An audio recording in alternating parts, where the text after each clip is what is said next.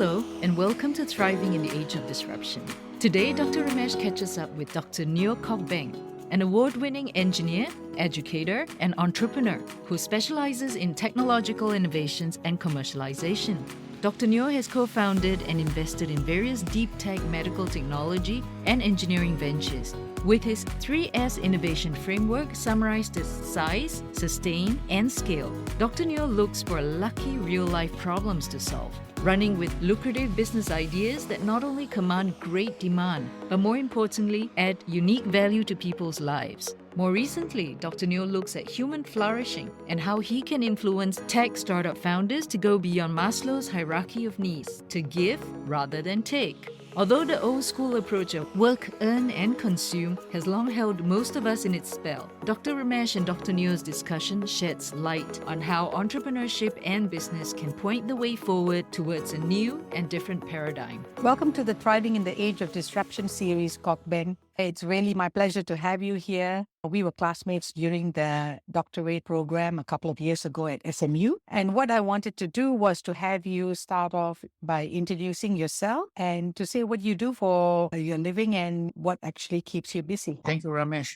I'm in the area of disruptive innovation. Look from three lenses or three perspectives, three approaches to life as in my career is basically first as an engineer, second as an educator, and third as an entrepreneur. So 3 E's. These are three different things that most people would find challenging. I personally feel that what is common to all these three is that openness and curiosity about new ideas and wanting to solve problems. And that's what entrepreneurs, researchers, and good corporate high flyers would have. I'm trained as an engineer. We are pretty much systematic and very logical in our thought and processes because we are scientific in nature. Now, being an educator, you have to focus on evidence, getting knowledge across, and communication skills. And being an entrepreneur, that calls for another different set of skills or flexibility. I started off after university in electrical engineering and electronics engineering. And actually, I majored in computer engineering. And then I joined Singapore Technologies as a system engineer. Straight away, I got a postgrad scholarship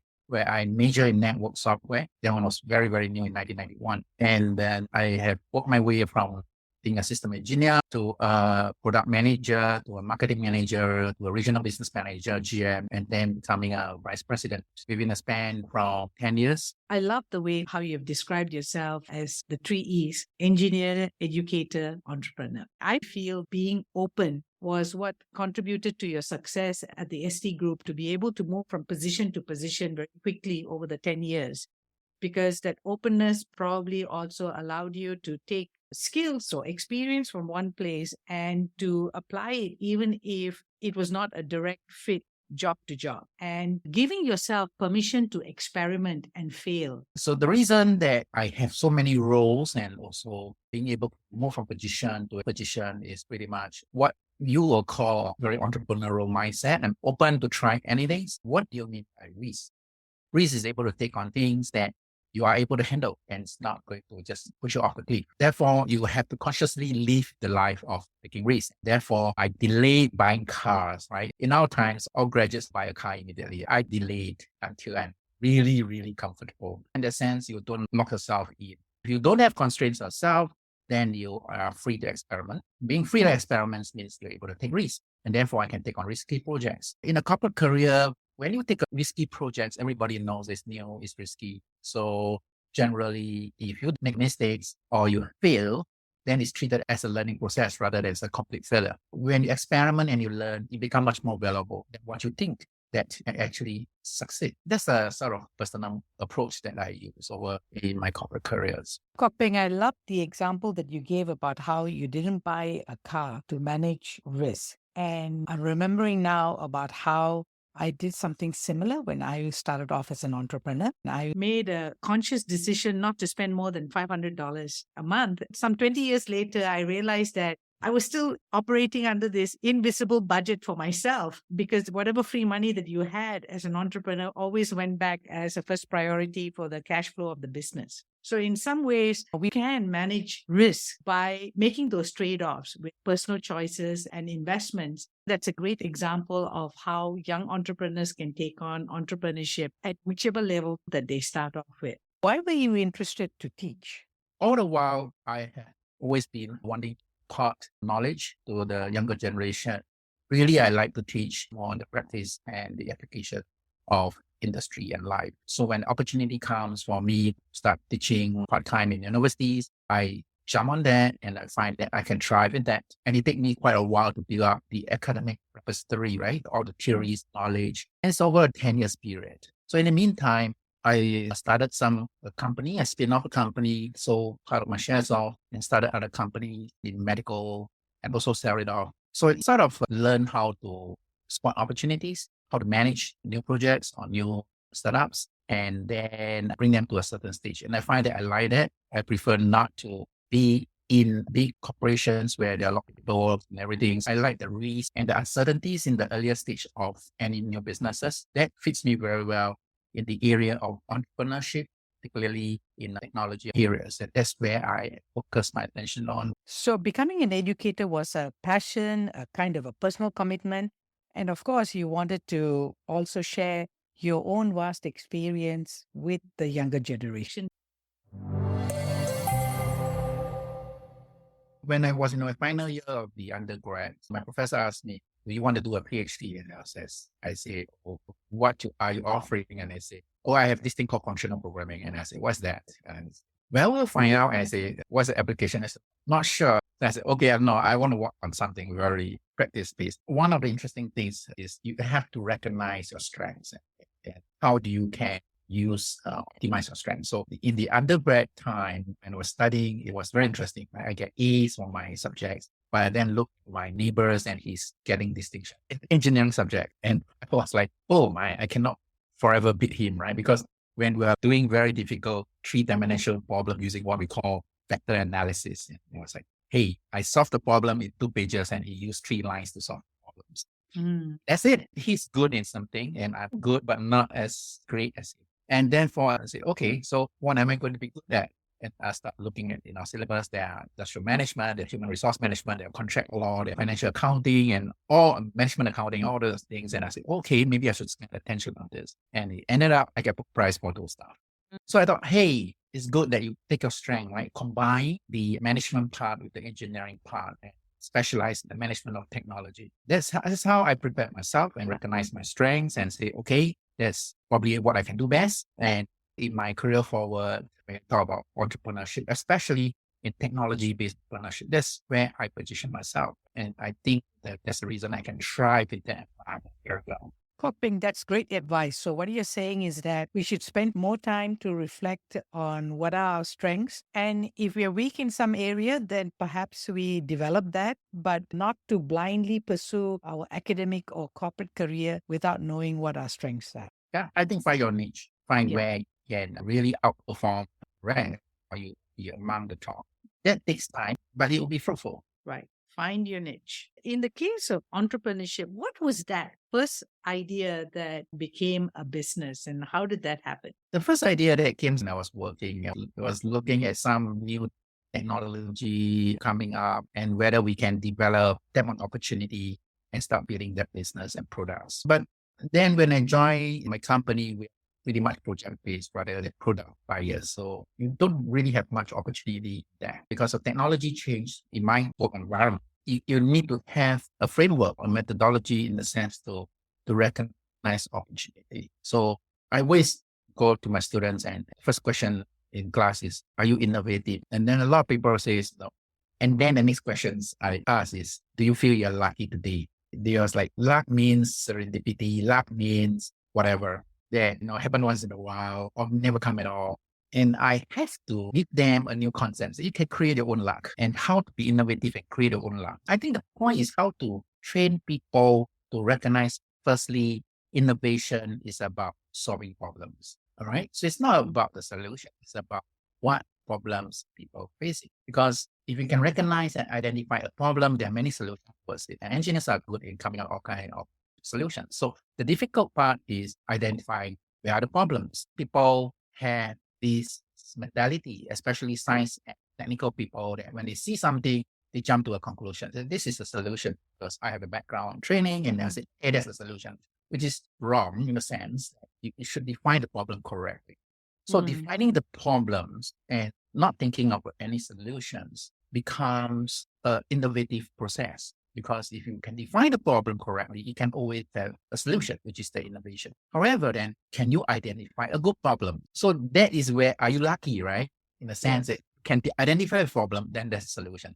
But if you cannot identify a problem, or even there's opportunity that comes in front of you and you still cannot recognize it, then that will be issue. So the issue is always recognizing problems, whether you use design thinking or simply just empathize. Empathize with the person, go through a process of figuring out the problems and define correctly. That is the way I check with people. I say, are you lucky? If you're lucky, you can actually find a problem. You can find problems every day in the world. The question is whether how lucky you are or what is the size of the luck. That needs a little bit of thought process. And that's where I came up with my own methodology in the sense that the first thing that is if you find out the problem, then okay, if you have a problem, I don't even want to talk about solution, right? Say, if I solve the problem for you, how much are you willing to pay, right? Or what are the values created? So the values, of course, in terms of crime saved, which can be translated in finally dollar sign in monetary terms. Why you want to do that? Because if nobody value it, actually that's not a problem. So they must value it. So once you have a value and you can then determine the number of people who have the problems, then there will probably be marketing research. The first thing is to figure out the market size, right? So is it sizable market? If it's sizable market, is there a solution for it? Is it a better solution, or I can come up with something that's much more unique that I can sustain my uniqueness? Or some people would then call it my competitiveness, right? So in engineering, we always say, oh, if I repeat it, when you come up with a new solution that before people jump into the bandwagon, you really have a period of monopoly. Uniqueness. You're the only one in the market. It is sustainable. If you draw it on the rectangle, which is on a vertical axis on a sizable market, horizontal axis is the time-based sustainability period, then the area under the curve is the potential revenue you can get. And then I would figure out, is the potential market size $1 billion? You won't be able to get the whole full market size, but you want to know that whether it's big enough. And then from there, you want to know that if I have defined a market and the time that I have to be unique, then how can I scale? How fast can I grow? So that is where a business model comes into the picture. How scalable is your business? And that's your thought process of not just finding luck, but finding good luck. So whether it's sizable, sustainable, scalable. I always believe in the Trinity, right? Wonderful. The 3S innovation framework is sizable, sustainable, and scalable. And if we applied it, then we can create our own good luck and in the process become innovative. So can you share with us what you have done yourself in applying this way of thinking? My first project when I left the corporate world, one of the biggest projects is the wearable dialysis machine. All dialysis patients have to go to the dialysis center for this dialysis alternative, right? So what's the problem? The problem then is they have no freedom. They cannot work full-time alternatives. They have to go to the dialysis center. They cannot travel, and travel is part of the work nowadays, and they can't have leisure. So we define the problem as freedom. What we're trying to do is to give freedom back to the patients. And the first thing is you want to figure out how big is this market, right? So you look at it at the dialysis patient themselves. If you look at the US market, the government reimburses them for the dialysis about $20,000 per year. Then you will have, in the world, there are about 1 million patients. That's my statistics there. So when you look at 20,000 per patient per year, we call it PPY. So 20,000 times 1 million, that's quite a big market to work on. So it's sizable. So then the next thing is, where is the uniqueness? And I was working with UCS professor of medicine on nephrology, he's a kidney doctor. And we came out with this technique of recycling of the dye which allow us to compress the 100 kilogram machine into a 1 kilogram machine. That's an innovation that solves the problems that you're not tethered to a machine and walk around with dialysis anytime, anywhere. But that sustainability, how long can it last? Well, in the medical world, it can last very long because of our long patterns, sustainability period, at least you have 10 to 15 years. And then the next question is, how do you scale, right? Do you scale by competing head-on with the dialysis center? Do you work with them as part of the solution? Do you complement them as partner? Most of the countries, you already have dialysis clinic. So you can go in and replace them, or you can go in and partner with them and change them. I think probably that's the easiest because they are spread all over the states. Try to replace them, the logistics will be horrible. But you partner with them, they are already existing infrastructure, as customers, existing logistics, and I think those are easier. So the question is, how do you get market share? That's one example of how can actually apply what I call the 3S model. When I look at some of the projects that you have been involved with, they've been in different industries. Like one is this dialysis healthcare equipment. And then more recently, you've been in the aeronautical space and you had a kind of a PC, right, for education. Oh, yeah, Tablet. yeah, yeah. The 3S allows us to go beyond what we think is our limitation by deep knowledge. If we focused on what is the problem, whether the market is sizable, and is there uniqueness to what I'm going to offer, and therefore sustainability to the product offering. And in some industries, like you have said, because of the patents, you may get a long period to be able to have a lead in your market share. And of course, the last part is how can you scale to that $1 billion valuation or the revenue targets that you set for yourself. But then what happens when people are looking at maybe ideas which don't fulfill this so-called sustainability, scalability, or the sizability aspect of the market? There are two kinds of business, right? It's a lifestyle business. And then there's the tech business. It's a highly scalable business. So in the lifestyle business, you run an F&B, so you want to run a cafe, that's fine. Okay. But in my areas of tech business, where we want to grow very, very fast, started off just by investing your resources, but eventually you need to take external financial resources. For example, if you are like doing medical products, it's way beyond using our own resources because a clinical trial can easily cost $20-30 million. And therefore, you have to tap on venture capitals. And the venture capitals will have to evaluate eventually what's their returns before they put the money in. It may not be successful because you don't have a product at the moment. You have technology. If we do not have a $1 billion market and you do not have a highly scalable model, then probably won't want to start, right? It's like, do you run a cafe like a neighborhood cafe or do you run a cafe like Starbucks? It's a completely different model, completely requirements of different resources. If you say, okay, I just want to run a neighborhood cafe, I'm good with one shop, two shop, and that's also fine. In that case, you must pretty much assure that your profitability comes very, very fast. I've enjoyed our discussion about your journey in entrepreneurship. I think it's really great that you have described the process because it's a typical way in which someone with an entrepreneurial mindset reacts. Number one, you have shown how resourceful you have been, especially in identifying the problem and then knowing how to adapt and pivot as well as to solve it as you go along the way. It is important to identify what is the real problem. Because if we don't do that, then we may be coming up with solutions which might not actually serve the purpose and worse still, not be innovative. Number two is that we need to have a healthy risk appetite or to be able to deal with uncertainty. And you've explained that earlier on in our discussion. And I think that's a good way to look at managing risk. And the last piece is how to create value. Financial measure is not just the only value.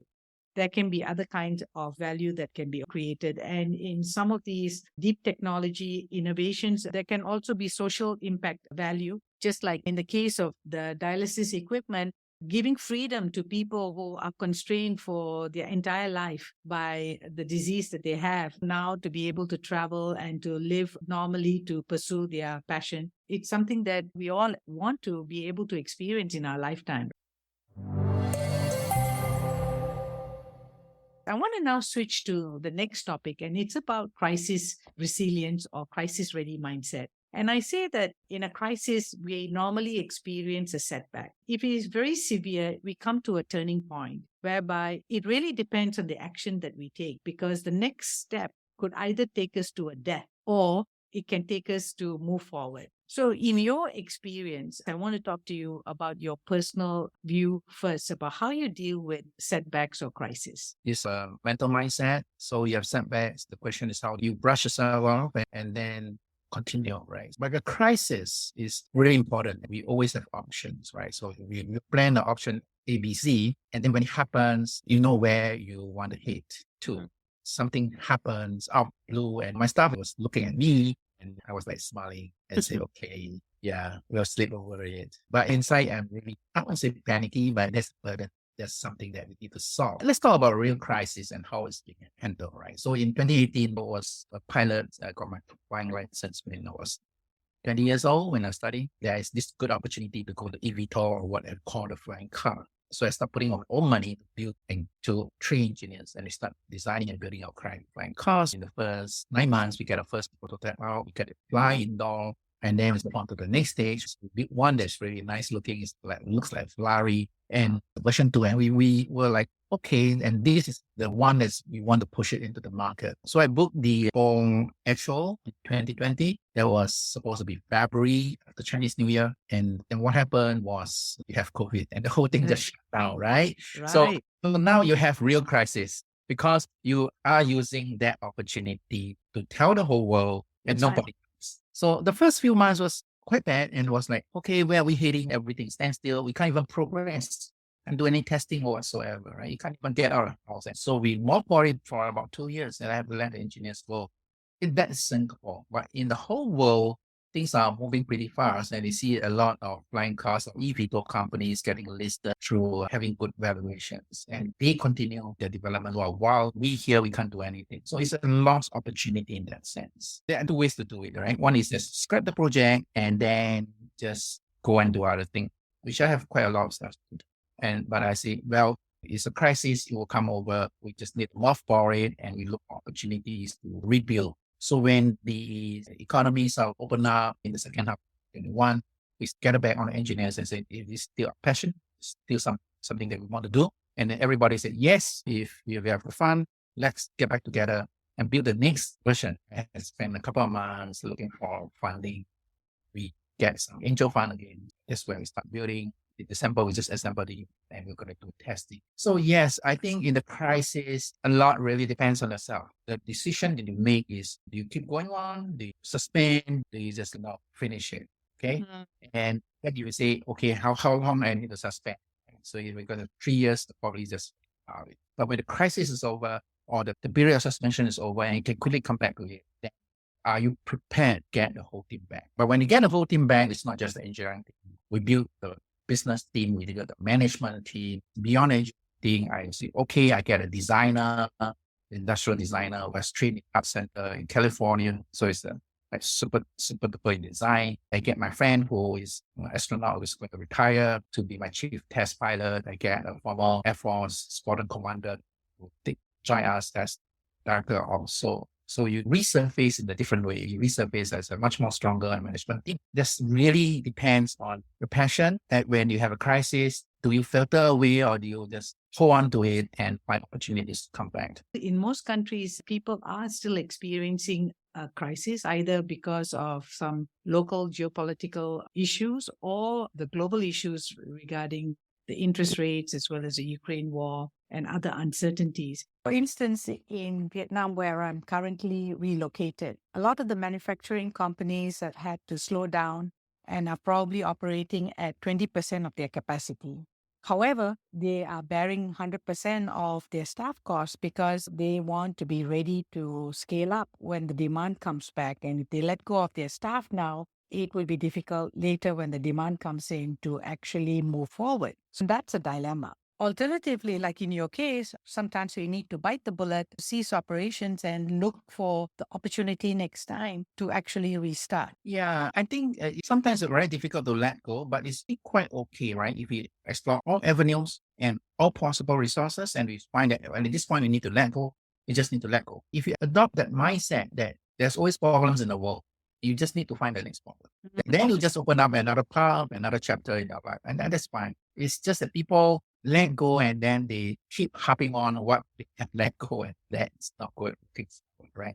There's always opportunity forward. Look for more problems to solve. That's right. You've made every problem be equal to an opportunity. That's really wonderful. Where are you in your spiritual journey? It's many things to different people. And what is spirituality for you? There are 2 parts of it, right? One, the religious side, and one is personal side of exploration side. I'm always looking at how can I then contribute to the world, right? So very cliche, right? How do you build a better world? Do you contribute to the world? You see, actually, I do a lot of medical work. If you can give the world a better life, then we should do it. And that's why last year I was in Oxford attending an entrepreneurial leadership program. And so I came across these human flourishing projects, right? That was done by Harvard. And I used to be a fellow in Harvard. I didn't know there's such a project, but it was just quite global in nature. So the human flourishing process is how human flourishes. We'll talk about job, peace. And the interesting part of it is we use the Maslow hierarchy of needs. We move from self eventually to self-actualization, achieving what you want to be. You can go beyond Maslow to say beyond the physical, physiological, social needs. You can then go towards where you see giving as part of the business, right? I set up a business to give rather than I set up business to make, right? So we set up business to create and make. But do we have that aspirations to set up business to actually give, to contribute back? We've started to focus on system awareness where people can move from being an individual to operating at the level of collective. This is something that the world needs to confront, because when we look at maximizing human potential on one axis, the other axis then would also be maximizing sustainable societies. And unless both of these axes can be at a high, we will always find a situation whereby there is a lack of sustainable growth. So this is really the challenge for all of us. And I'm so excited to hear that you're actually using the principles of human flourishing in your tech businesses, because I think with that kind of education, we will see better progress in terms of how technology can move societies forward. So it goes beyond the Maslow hierarchy. I find it fascinating. I've trained a lot of tech ventures, and we start seeing that they started off with very high aspirations. We want to help. And then the financial people comes in, they invest, they want financial returns. So now your decisions, your vision, their mission get diluted along the way towards financial returns. So how to actually make sure that, yes, we will still give them the financial returns, but our vision of contributing back will still stays. And this is something that I'm actually trying to impress upon at least those teams that I mentor, that your value systems be well ingrained when you first started off. And when it comes to a point where a certain investor say, no, you should move this way because there's more money to be made. How does your value systems guide you from going to that? Optimize yourself, optimize the financial returns. So I think that's something quite interesting, that working out what is this human flourishing things that can embed the value, especially the tech startups. Because technology you can use for courses, you can also use for other stuff, right? So that's important to integrate, especially in all those people who are doing research. So last year, we set up a company called Impact Velocity, which is funded by a Vietnamese family business. And they were interested that they wanted to influence and impact the new breed of entrepreneurs to start to think from that perspective, that they're not just pursuing money for the sake of money, but also looking at the system awareness and the impact it has on the various stakeholders. So one of the key projects that we've taken on is to work with incubators and accelerators in Vietnam to make available this 3-day program on system awareness for entrepreneurs and their ecosystem players like mentors and coaches. I would love to catch up with you separately and have a cup of coffee and a little bit more about what we are doing as well, because I think some of the unfortunate messes that we see in the world today, especially in the crypto space and in the other technology space, could have been avoided if people had a greater awareness of the collective versus the individual. Yeah, sure. Yeah. Do you think it's possible for us to live a simple life today? I think it's a matter of mindset. Obviously, as you progress, the life gets a little bit more luxurious and more luxurious. Well, if you earn more, you can afford a little bit of that. Whatever it is always live within the means, but also if add to what you can contribute. On a very small scale, we adopted like using True World Vision and so some of the organization, kids mainly for their educations. Yeah, so we have in Africa and Philippines, about to us it's small money, but I think that's the contribution. If I have sufficient cash, then I'll probably set up a foundation. There's no necessity for me and luxurious car, whatever. I just need a car, just need a vehicle for transport, right? You don't see me in any circuit and that. Yeah. So actually the interesting thing is that I have got so many students. Over the years, I think I have about 10,000. Wow. I have to go my classes. I don't go out and just do self-promotion unless it's for the company. So I just want to keep quiet, live simple, help people if possible, do a little bit of missionaries, charitable foundation. That's my response. Wonderful. So, two mantras. One is live within your means, but also what can you contribute, right? Asking that question helps to keep us grounded as well and live a simple life. What would be three words that you could use to describe thriving? I think the first word would be peace. So you want to thrive, you have the peace of yourself, and then peace, then joy, right? And joy doesn't mean luxury, right? Peace is so that you are at peace with everybody's body. Joy is to yourself that you bring things, not just joy to yourself, joy to the world, joy to the surroundings. So people will help. You may help one or two guys, that's fine. So you have peace, then you have joy. And then I think we must have hope, right? So where's the hope? Right? Some people talk about like you must have dreams. It depends on how you want to define it, but don't say dreams and hope and not too far away. Yeah. That's living a simple life. Dr. Nyo, it's been an interesting discussion with you. Thank you for being a guest on this podcast. Thank you. You're welcome. Thank you. Take care. Thank you for joining Dr. Ramesh and Dr. Neo today. It's certainly food for deep thought that we can go beyond Maslow's hierarchy of needs, beyond financial returns and optimizing ourselves to see giving as an inextricable part of business to contribute to human flourishing. If you're inspired by Dr. Neo's entrepreneurial experience and interested to learn more about the entrepreneurial mindset, check out Dr. Ramesh's book, The Big Jump into Entrepreneurship 2.0. Simply click on the Amazon link provided in the podcast description. In addition, make sure you follow Dr. Ramesh on LinkedIn so that you'll get the latest insights from her and our amazing podcast guest speakers. Next up, Dr. Ramesh moves over to the US to meet with Hope Zavara, the CEO of Mother Trucker Yoga, a company devoted to improving truck drivers' fitness and wellness standards. Hope has been featured in Forbes and Yahoo News and is a regular guest on SiriusXM Radio. Be sure to join us for the next energizing episode with Dr. Ramesh and Hope Zavara.